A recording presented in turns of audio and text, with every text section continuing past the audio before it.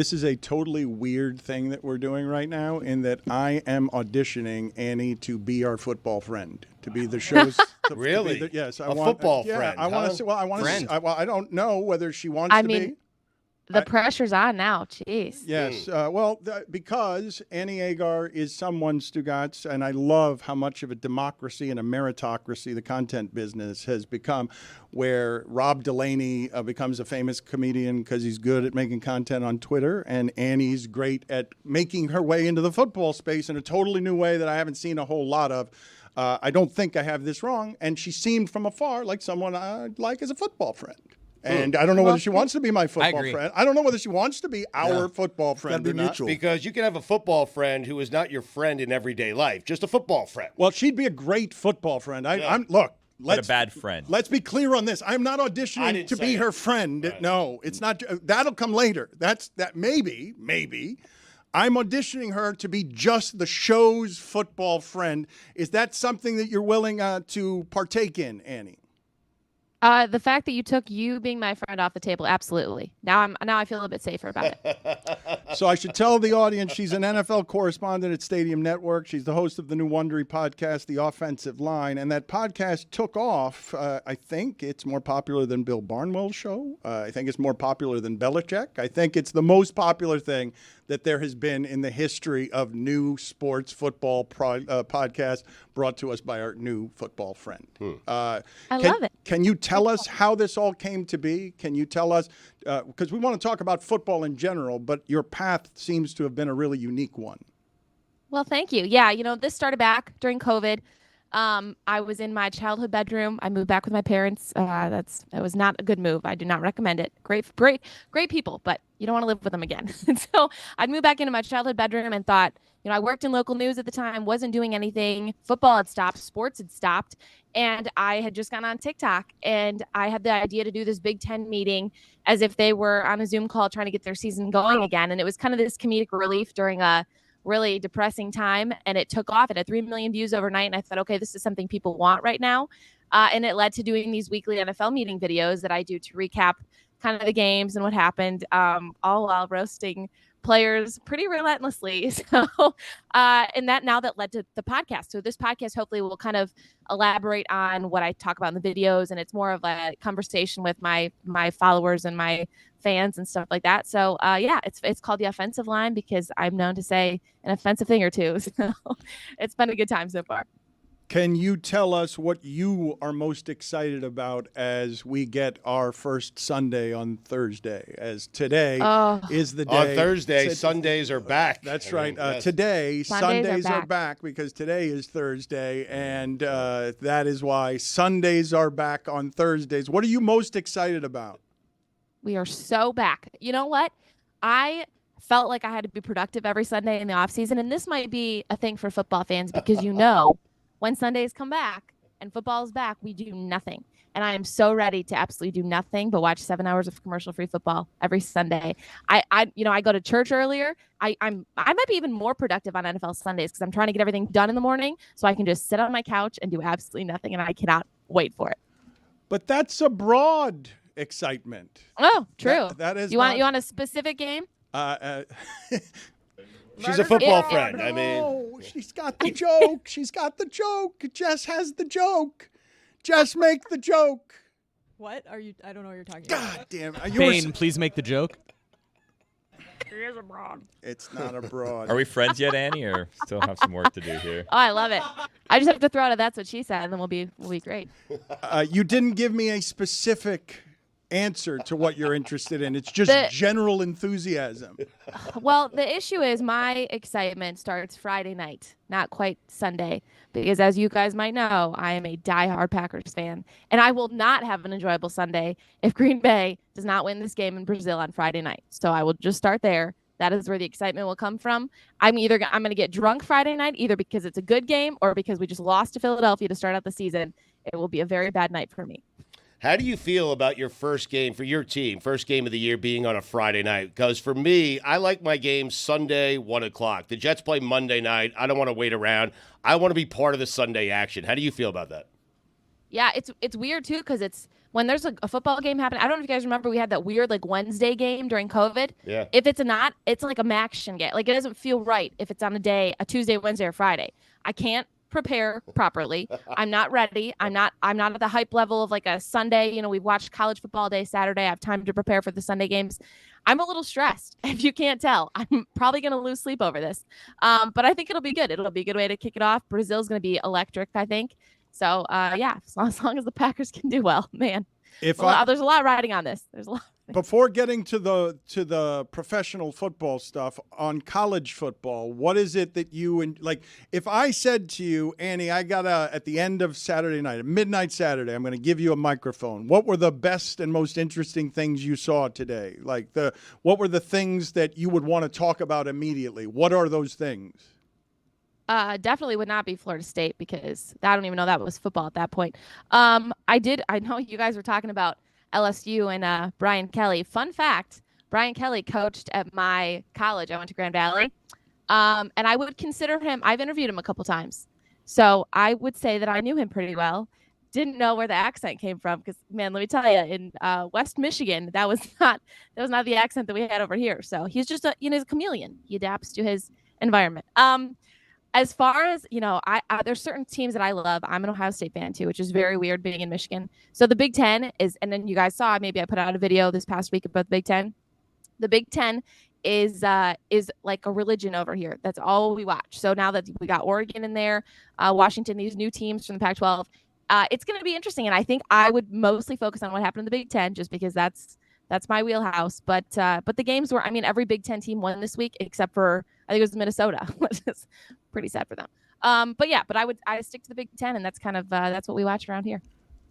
As a Packer fan, your watching of Jordan Love the last 8 games, I don't know whether you can do this without bias, but in talking to Mina Kimes and an assortment of other people, all of them are certain that Jordan Love is going to be extraordinary, that it's not that the contract he just got will soon look underpaid, because they believe, the people who are watching Jordan Love believe absolutely, they've got the next great thing at quarterback. What's the argument against that?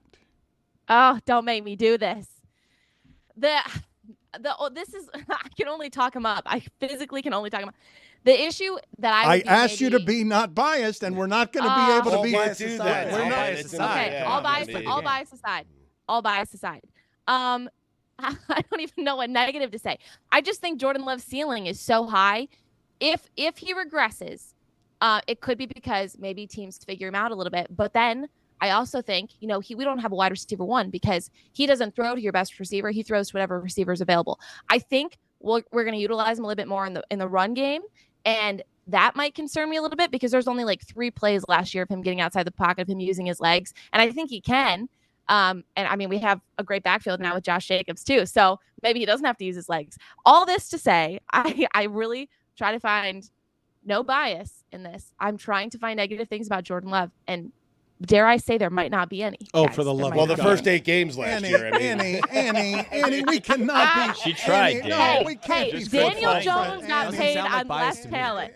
Daniel Jones got paid on less. We can't Jordan be. Love, just because he had half a season, I don't know. Billy, we can't be football friends. She tried with this to person. find the She negative. tried. She just Yeah, can't. she tried. She I mean, can't come ask on. more than trying. She gets how to play the game. It's not her fault. She can't be I a tried. football She put her biases friend. aside. All I mean, she bias did. aside, he's perfect and is the best.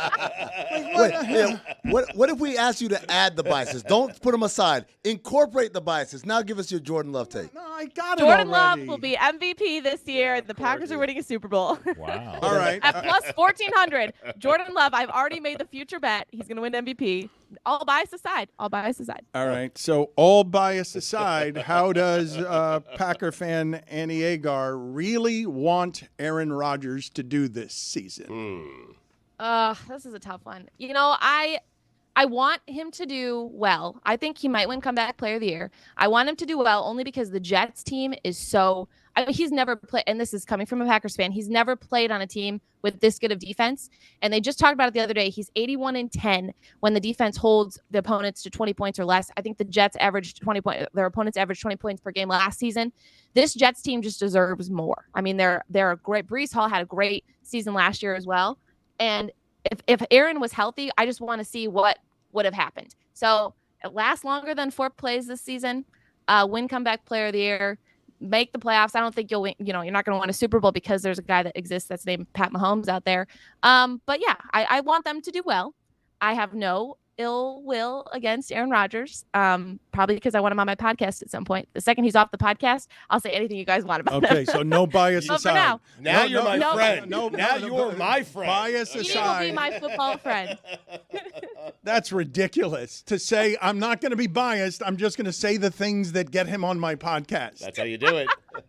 Hey, I'm working this system. I think, Stugotz, and I don't know if I'm alone on this, because I really do think that the Jets, if Aaron Rodgers stays healthy, are going to challenge Buffalo and Miami for the top of that division in a way that makes a conversation around that Jets team be different than any conversation we've heard, at least in part because the centerpiece of everything is really controversial, and I think if he's healthy, he's going to make them great. Dan, I'm going to say something. Annie, I'm glad you're here when I said it, because in 20 years I have never said what I'm about to say.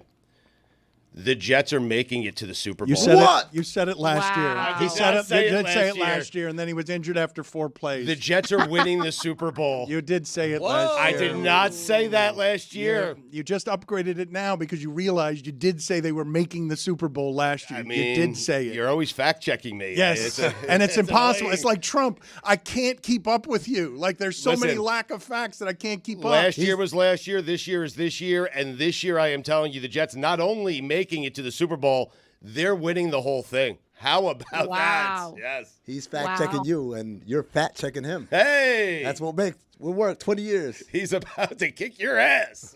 Out? I'll go. Annie, thank you for being on with us. I don't know if we're friends. I don't know if you want to be friends with this dysfunctional of family, but I would tell the people again, she's an NFL correspondent at Stadium Network. She's the host of the new Wondery podcast, The Offensive Line, and her path is super interesting because there are not a lot of people. There's so many, Stugotz, people trying to make their way into the football space. Yep. The idea that you would earn it sort of on your own is unusual because the internet has decided, yeah, we like this person. I still haven't decided that whether she can be our football friend or not. Thank you, Annie. Thank you for being on with us. Thank you, guys. I appreciate it. I'll remember that Jets prediction. Okay, thank you. No. No. No. No.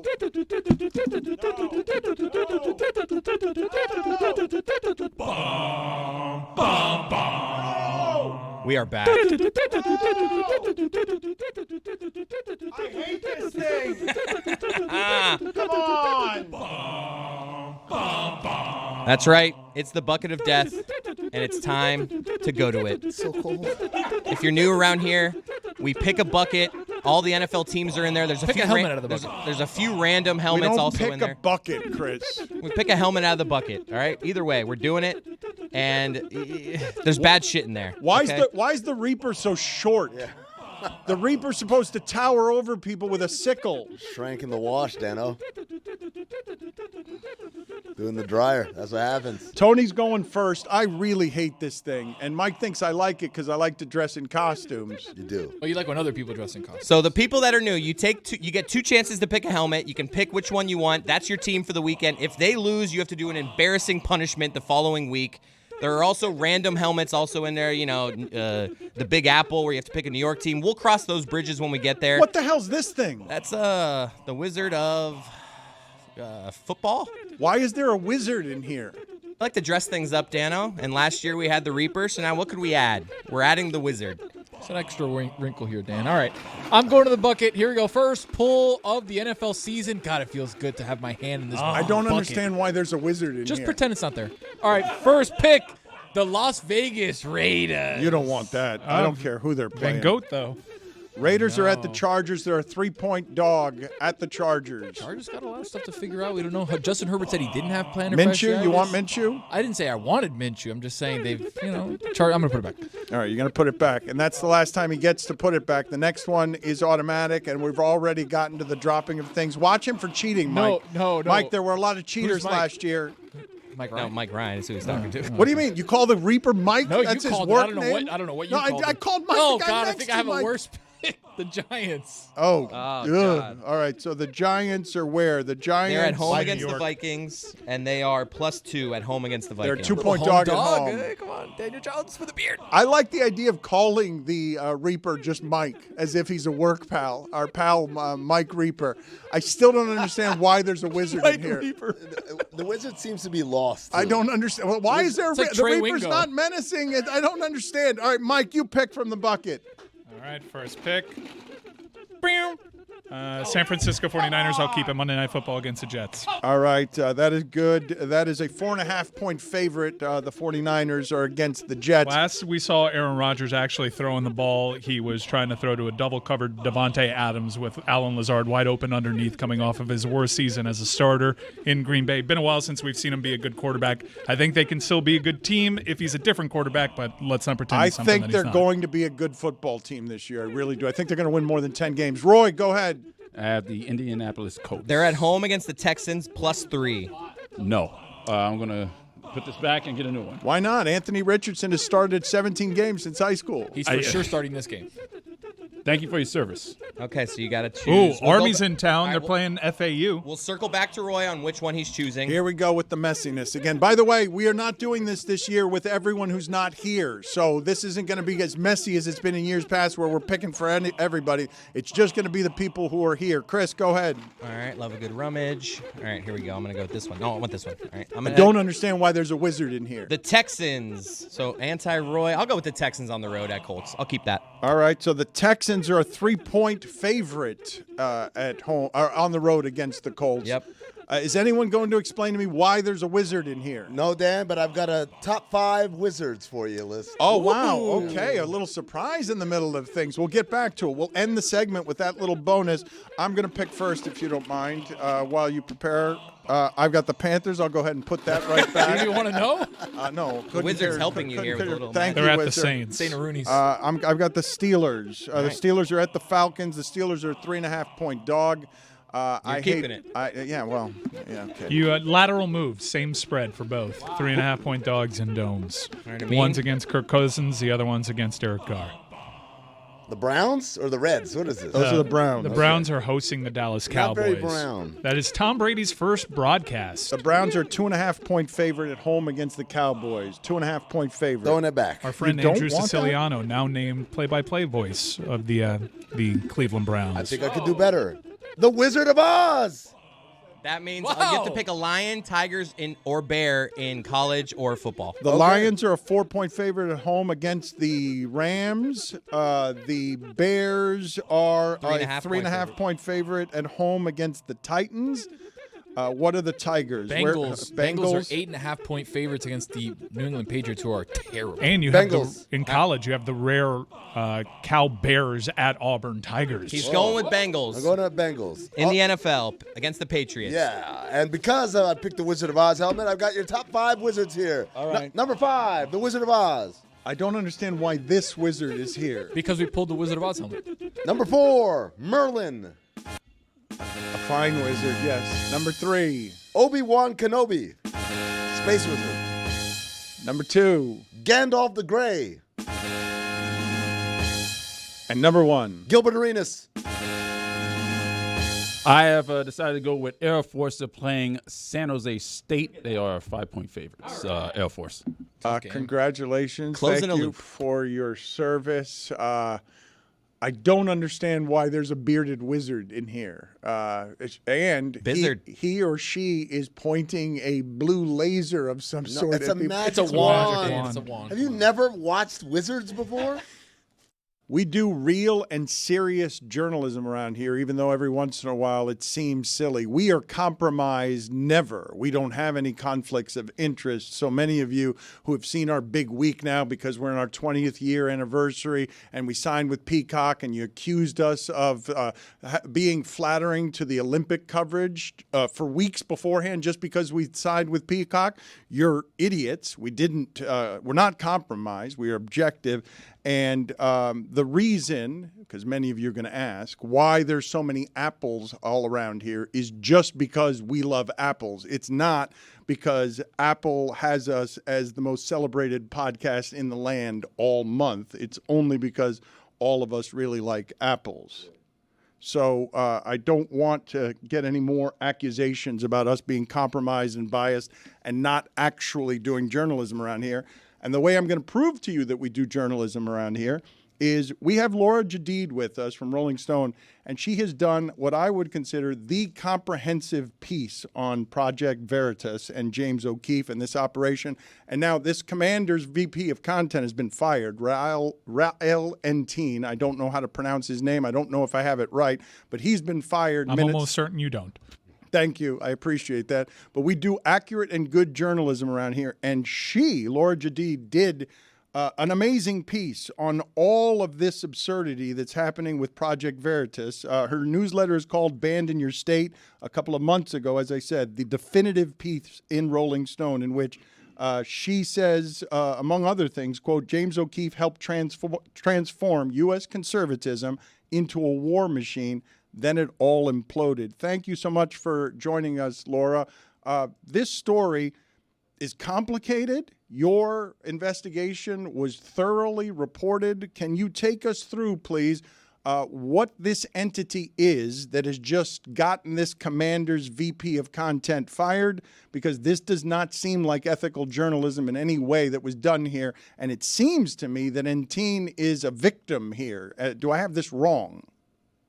I mean, I think victim is the correct term. The ethics of the journalism involved, you're going to get a lot of different opinions. I think this qualifies as real journalism. It's not journalism that I particularly care for. I absolutely think this was a gotcha. Enteen was on a date with somebody that he met on Hinge and was doing something that I think we've all probably done over drinks once or twice, which is talk his place of work. And what's getting reported is essentially O'Keefe's exact spin on it. James O'Keefe being the founder of Project Veritas, an outlet that's been doing stories like this for about 14 years. O'Keefe is on his own now for reasons we don't need to get into. But O'Keefe is reporting that this man insulted players, said that they were all very dumb, insulted fans, said they were a bunch of high school educated alcoholic mouth breathers. Now, he did say that last part. What he said about the players, or the players, is that there's a spectrum of intelligence and some of them are dumb as hell. That's a thing that he said over drinks with a person that he met on Hinge. He also talked about how some of the players are homophobic. And I think something that's interesting here, what was this quote unquote undercover journalist asking about pride stuff? And why the commanders? Like, this person was targeted. Person was targeted for being a James O'Keefe story. And it's because I believe the commanders are the most politically correct woke team in the NFL on account of changing their name.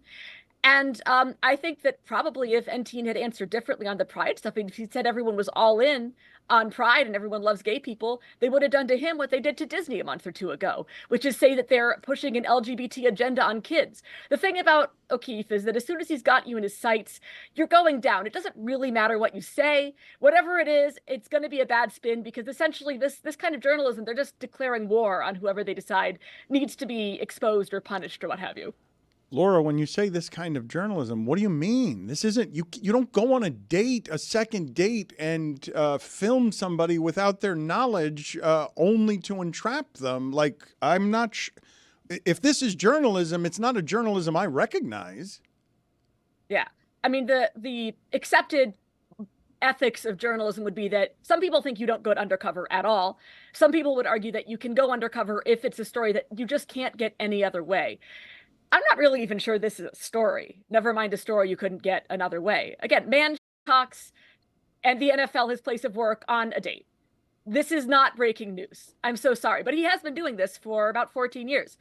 He got his start. This is ancient history. But if anyone remembers Acorn, which was a large activist group for low and middle income Americans, helped them get things like welfare benefits, helped them register to vote.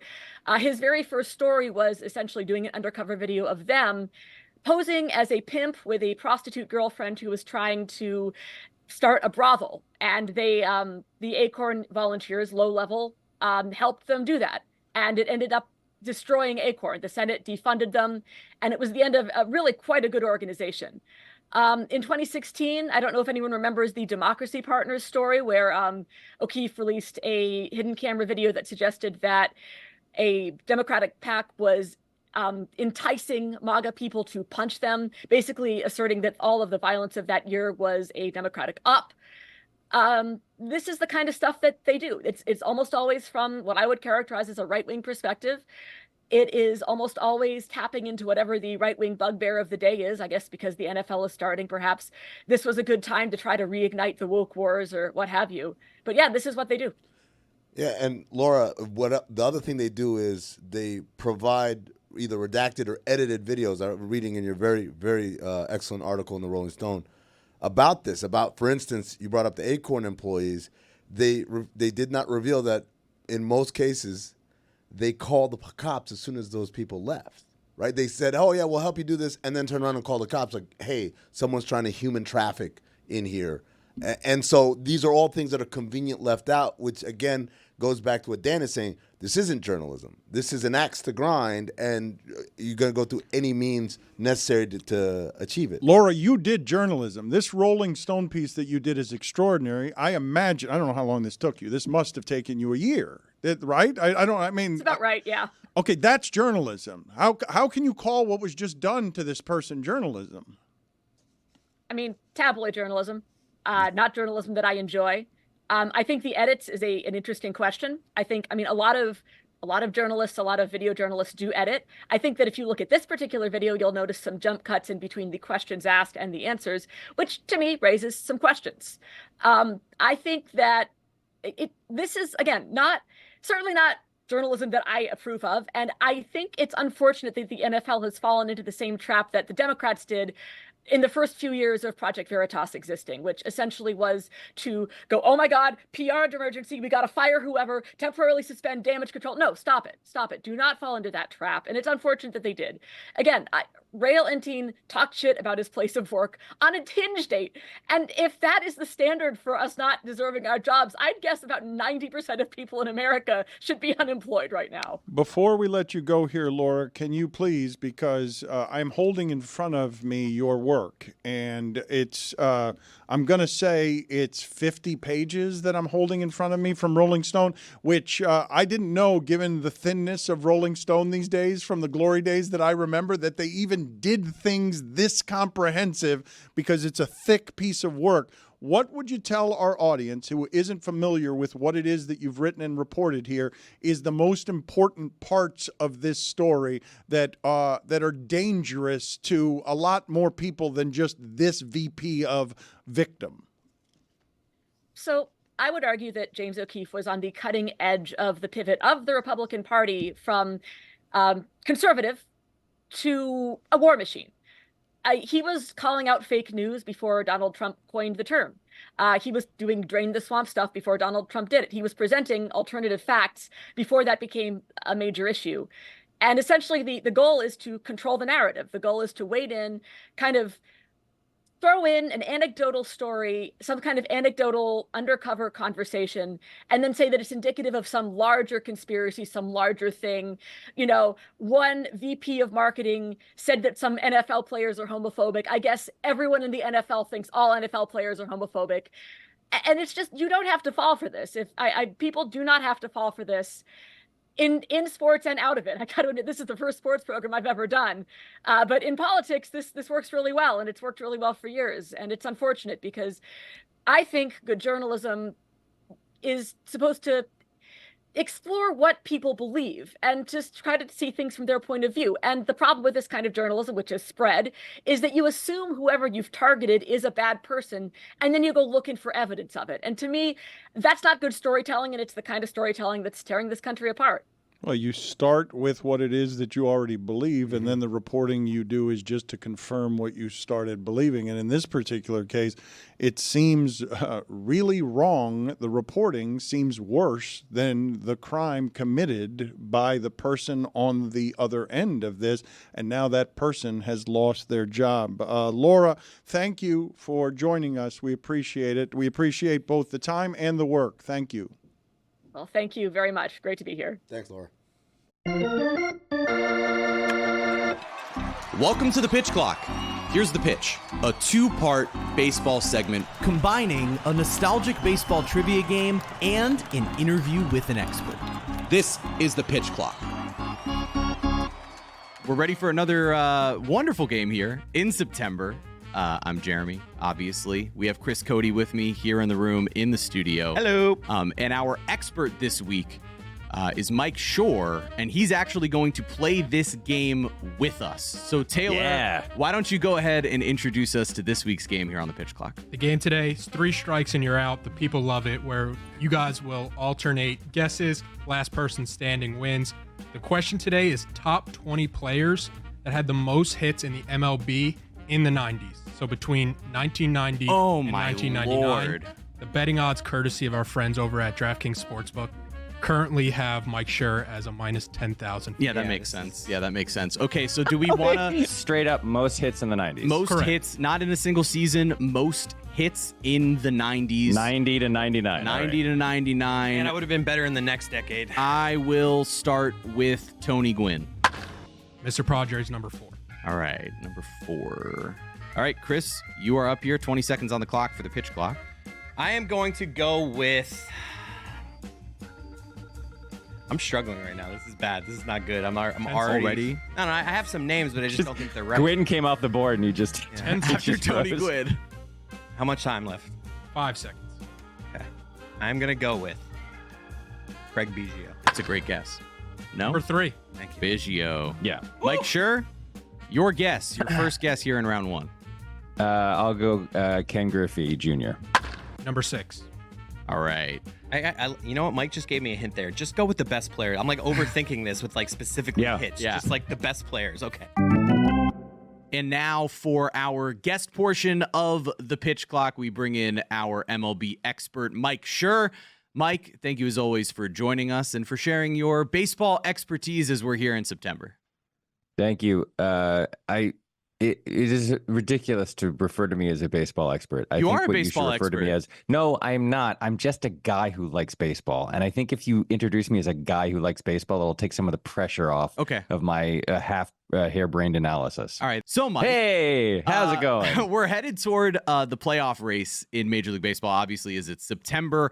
And I'm wondering whether it's a division race or the wild card. What race are you looking forward to most watching down the stretch? I think the biggest, this is weird to say, I think the most interesting race is Braves Mets for the wild card in the NL East. Yes. This is like, I predicted a long time ago that the Mets were going to make the playoffs, even when it looked like they were down and out. But I just kind of weirdly believe in that team. They're currently they're a half game behind the Braves for the wild card. And the Braves, if the Mets turn into the scrappy upstart team with a $480 million payroll who managed to beat the Braves for a wild card spot this year, that's going to be amazing. I mean, right now, Braves 75% to make the playoffs, Mets are 36%. So it's not looking super likely, but I think to me, that's the most fun race heading down the stretch. Mike, we've talked a lot here about Shohei Ohtani, about Aaron Judge, their unbelievable seasons that they've each had. I want to know, is there an argument that you could make or would make for another player not named Judge or Ohtani to win an MVP this season, whether that's the American League over Judge or the National League over Ohtani? Yeah, there's a pretty decent argument for both, actually. The argument in the AL would be Bobby Witt Jr., who had the Royals are in all likelihood making the playoffs when no one really thought they would be this good. He plays a premium position. He plays it incredibly well. He's a great base runner. He's he's within shouting distance of Judge. I think Judge probably still has him because Judge has also been playing center field, which is obviously another premium position. Right. I don't think it would hold water, but you could make that argument that Bobby Witt Jr. has been the actual most valuable player. The problem with that argument, however, really isn't just that Judge plays center field and plays it pretty well. It's that the Yankees have 2 hitters in their entire lineup. 2. It's Judge and Soto. And if Judge weren't doing every single thing that he's doing, they certainly wouldn't be in first place. And they'd be like a borderline playoff team. They'd be a borderline, they'd be where the Red Sox are. Right. They're 2 games over 500. So it's hard to make the argument. You could, if you're a Kansas City sports writer, you'll be making that argument in a couple weeks. In the National League, I think there's actually a pretty good argument that it's Francisco Lindor. Mm-hmm. And he's not going to win. Ohtani, especially if Ohtani gets to 50-50, it's going to be unanimous. But he's not pitching and he's not playing defense. And Lindor's playing really, really good defense at a very important position for a team that's fighting for a playoff spot. And very quietly, that contract, which looked like a massive albatross when he first signed it, that guy's, we're talking about one of the best players in baseball without question. And his right now, Ohtani's WAR is at 7.1, which for a DH is insane because he's only getting WAR from offense. But Lindor is 6.2. Lindor's right behind him. He's going to have 30 homers. He's playing incredible defense. He's leading that team, especially in the second half. And that is a legitimate argument that you could make in the NL. Through round one, each of us have gotten somebody. Tony Gwynn, Craig Biggio, and Ken Griffey Jr. My first guess of round two will be Cal Ripken Jr. Number 7. All right. Chris, to you. This is fun. I'm going to go with the Big Hurt. Big Hurt is number 11. So we're doing what? Yeah, no, we're good. We're good. Top 20. All right, Top good. 20. Good. Mike Schur, you are up. Paul Molitor. Ooh. Paul Molitor, number 10. Wow. I would not have ever been able to get Paul Molitor. Glad you said that one because I was. Holy He had 3,000 hits. Yeah, but I don't think of him as somebody in an era in which I was watching baseball, but I guess I was born halfway through this decade, so that makes it a bit more difficult. How much time is left on the clock? I'm trying to think of guys who got hits in the 90s. I have a weird one. He's not one of the best players, but he got a lot of hits. Kenny Lofton. I was actually thinking that one earlier, too. That's a first strike. That's a strike. Yeah, all right. That's surprising. I would have thought that he would have been in the top, number 19. He might have been in there. All right, now All right, Chris, you're up. I feel a little better now that Jeremy got a strike. I just feel better about getting one wrong. So I'm going to... Roberto Alomar. Number 5. Wow. That's a great one. I can't believe we don't have the first two. So we don't have 1 and 2? How is that possible? Correct. All right. Hold on. Who has 3,000 hits? Palmeiro. Rafael Palmeiro. Number 2. Number 2 on the board. All right. So this is where it gets even more difficult. We're missing number 1? I'm trying to think here. I got it. Let me go ahead and guess. I will say... this shouldn't work. Alex Rodriguez. That's a strike. Strike 2. I knew it. Oh, no. Wait, you both just thought of it? I just thought of somebody, I think. Let me look at your face. Oh, I might be wrong. Chris. I'm going to go with 90s. Give me... Oh, wait. This is easy. It just hit me. Barry Bonds? Number 19. Just sneaks on. Wow. I actually almost went with one of his teammates, and then in my mind, I'm like, wait. One of his teammates. Well, no, I'm not going to tell you which. Well, yeah, now I'm confused.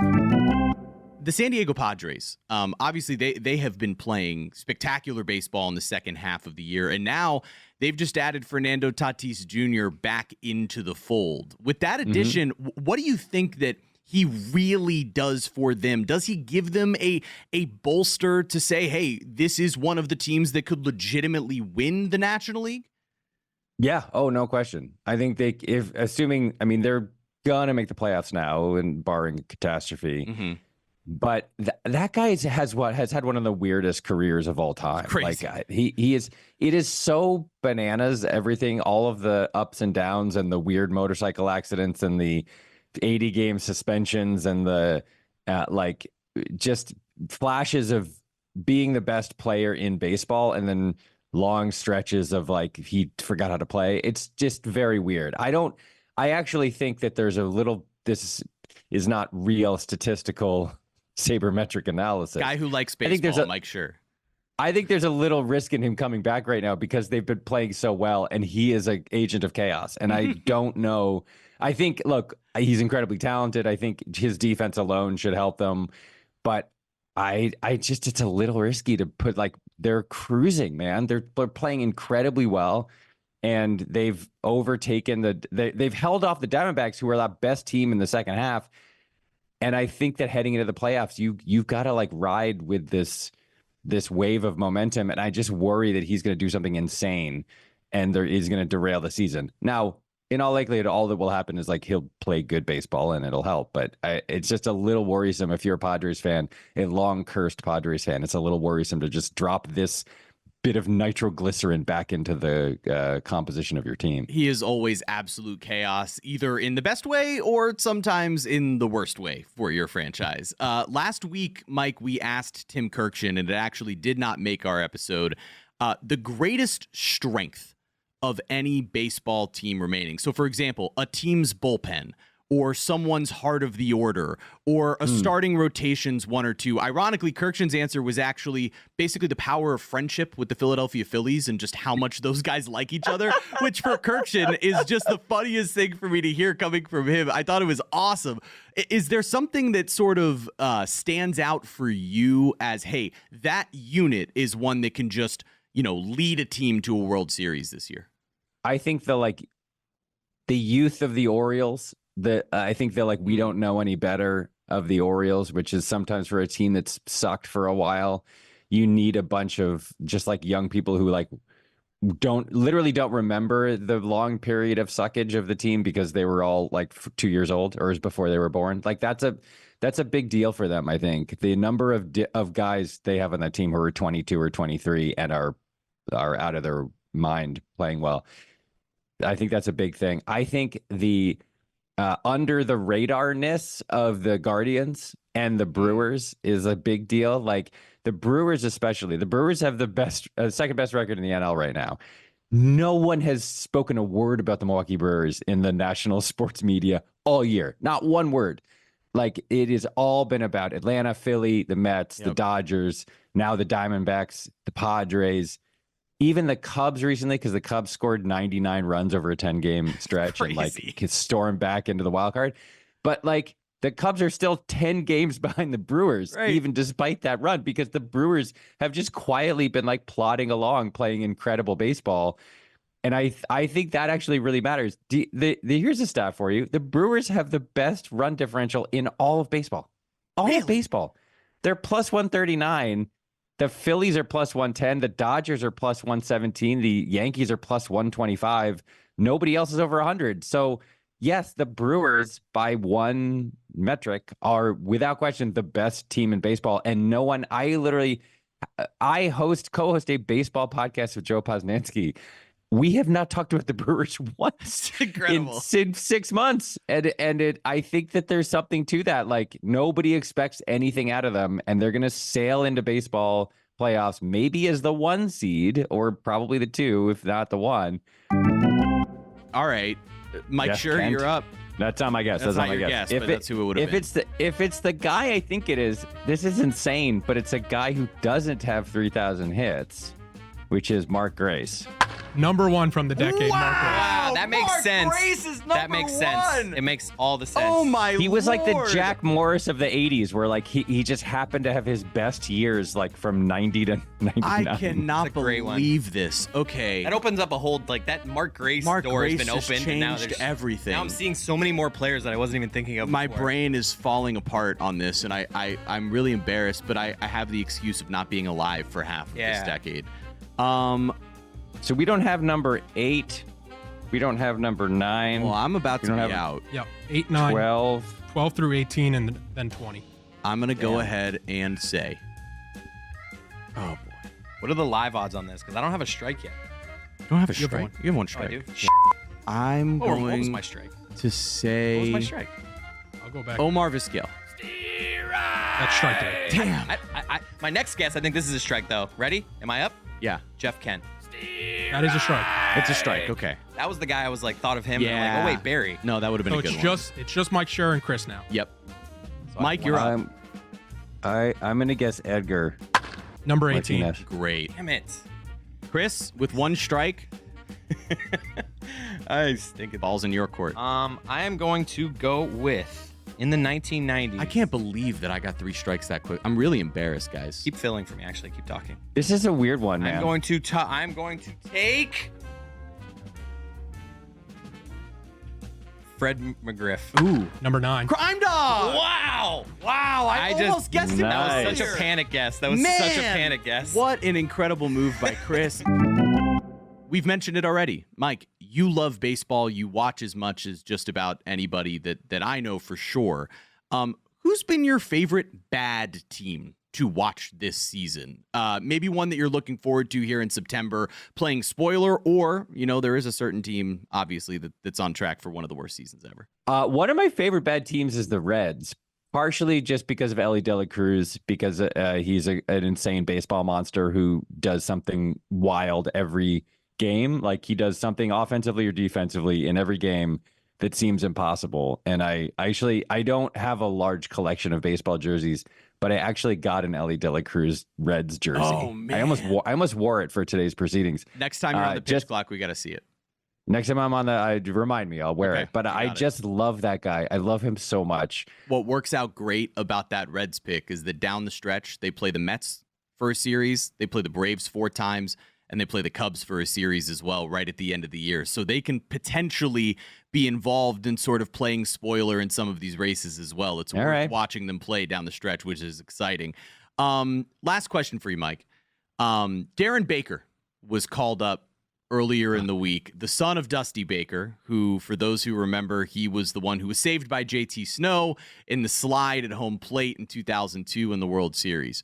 Another play at the plate for the Giants in a playoffs was in 2003 when Jeff Conine threw out a player at the plate. It's the epic Pudge collision. Jeff Conine's son, Griffin Conine, called up to the major leagues this week. A couple of names like that have now made me feel very, very old. I'm wondering, who's the first name that you remember in Major League Baseball that made you feel ancient? The first one I don't remember. Mike Yastrzemski made me feel old because he's a grandkid. Right. Like, that's great. Like, I saw Carl Yastrzemski play at Fenway in the early 80s. And then it was like Mike Yastrzemski, and you're like, oh, wow, Carl's kid is in the majors now. No, Carl's grandkid is in the majors. That was bad. All of the Blue Jays ones? The Blue Jays, Kevin Biggio and Bo Bichette and Vladdy Jr., that's bad. Jackson Holliday is really bad because I think of Matt Holliday as like being still in baseball. Like, I think he's of him in still shape playing. enough to do it. He's going to have a second kid get drafted this year, and Ethan Holliday. Yeah, that's bad. Every time it happens, it's terrible. I mean, Cody Bellinger was bad because I remember Clay Bellinger because I hated the Yankees. And when Cody came up, I was like, there's no way that's Clay Bellinger's kid.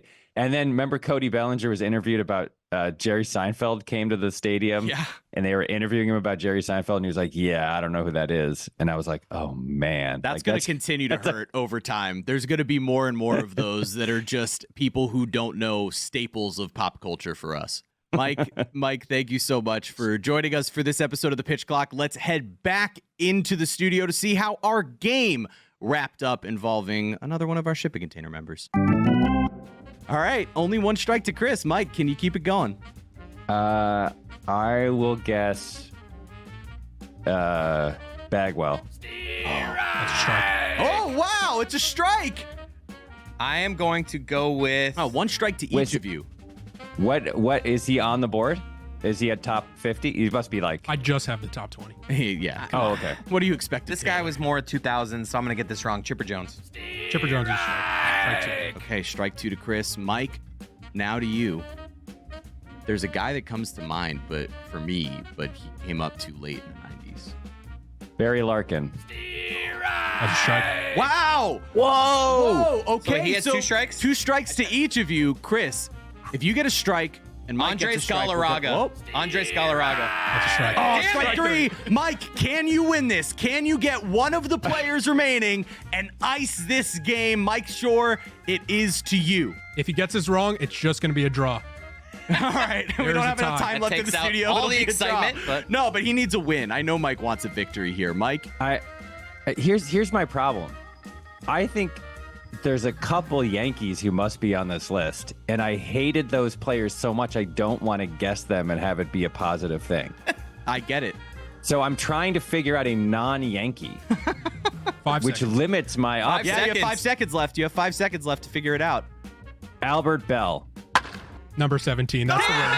Oh, Mike Schur There's victory on the pitch. No, wait. Am I right? Let me ask you this: Is Derek Jeter on this list? No. The No, players that I don't. were Jeter on didn't the come up till too late. But I'll bet you that some number of Bernie Williams, Chuck Knobloch, and Paul O'Neill are on this list. Dante Bichette was number 8. Chuck Knobloch was number 12. Steve Finley was number 13. Marquise Grissom was 14. Jay Bell was 15. Paul O'Neill was 16. Wow. Lance Johnson was 20. I almost went Dante. What a game.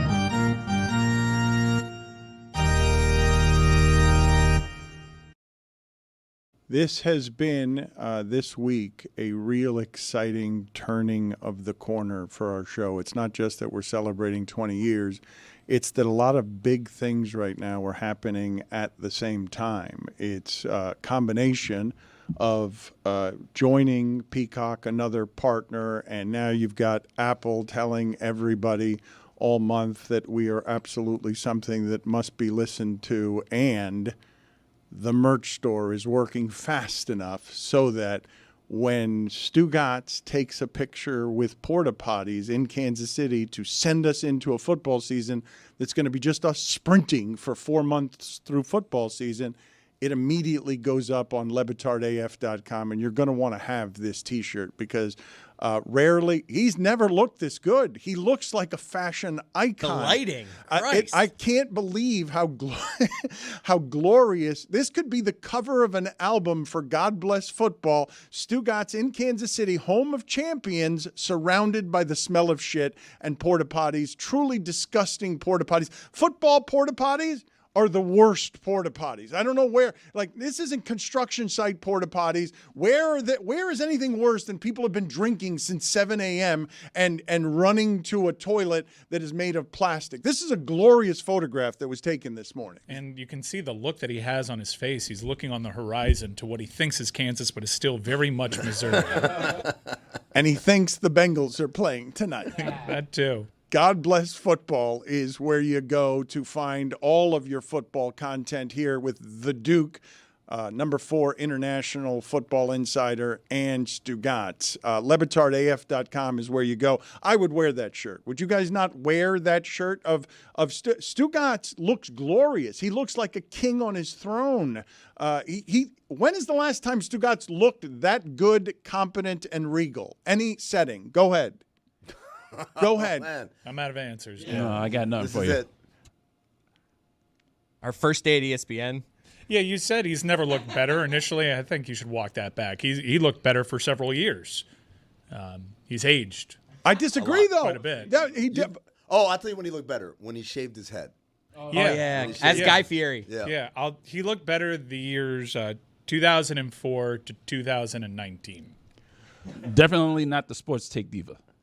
Oh, no, he looked worse that day. Yeah, that was the ESPN worst. was right about that. They told us to not do that anymore, and several years later, credit to them. Yeah. That was the right call.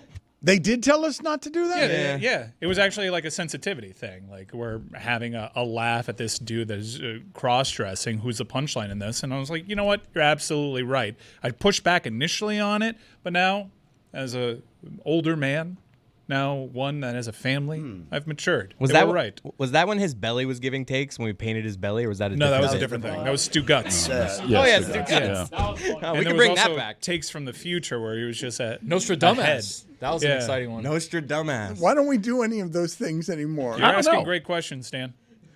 Let's do Thursday Thunder.